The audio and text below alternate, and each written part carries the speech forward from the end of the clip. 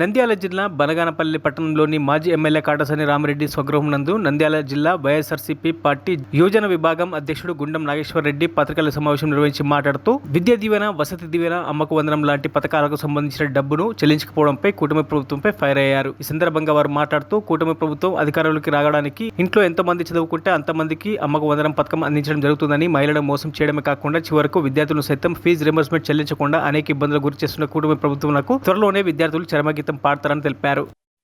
వసతి దీవెన, విద్యా దీవెన బకాయిల చెల్లింపులు ప్రభుత్వం చేయడం లేదు కాబట్టి మార్చి 12వ తేదీ అన్ని కలెక్టర్ ఆఫీసులలో వినతి పత్రం ఇచ్చేందుకు వైఎస్ఆర్ కాంగ్రెస్ పార్టీ పిలుపు ఇవ్వడం జరిగింది.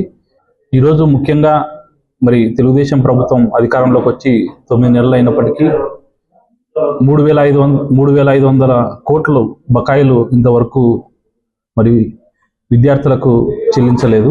కాబట్టి ప్రధానంగా ఈ డిమాండ్తో వైఎస్ఆర్ కాంగ్రెస్ పార్టీ సంబంధించినటువంటి 7 నియోజకవర్గాల్లోని ఎమ్మెల్యేలు అందరూ కూడా వాళ్ళ ఆధ్వర్యంలో మరి ముఖ్యంగా యూత్ వింగ్ కానీ మరియు స్టూడెంట్ వింగ్ కానీ ఈ కార్యక్రమంలో పాల్గొని ముందుకు తీసుకుపోవాల్సిందిగా కోరుకుంటూ, అలాగే ఈరోజు జగన్మోహన్ రెడ్డి గారు ఏర్పాటు చేసినటువంటి గతంలో 17 మెడికల్ కాలేజీలు ఏర్పాటు చేయడం జరిగింది. వాటిలో కొన్ని అందుబాటులోకి గత సంవత్సరంలో రావడం జరిగింది, ఇంకా కొన్ని ఈ సంవత్సరం అందుబాటులోకి రావడం జరుగుతుంది. వాటిని కూడా ఈరోజు ప్రైవేట్ పరం చేసేందుకు మరి చంద్రబాబు గారు ముందుకు రావడం జరిగింది.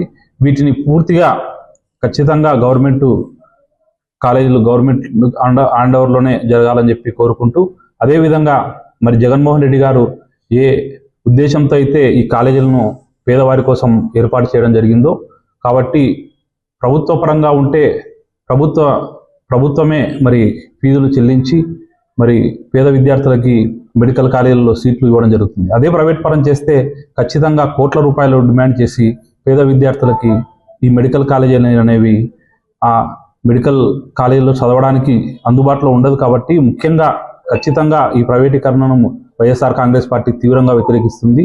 అదేవిధంగా మరి లోకేష్ గారు ఎక్కడికి వచ్చినా కూడా మరి పాదయాత్రలో ఎక్కడికి వచ్చినా కూడా మరి ఉద్యోగాలు లేవు, ఈ ప్రభుత్వంలో ఈ ఉద్యోగాలు లేవు అని చెప్పి మరిన్ని అప్డేట్స్ కోసం మా ఛానల్ని సబ్స్క్రైబ్ చేయండి.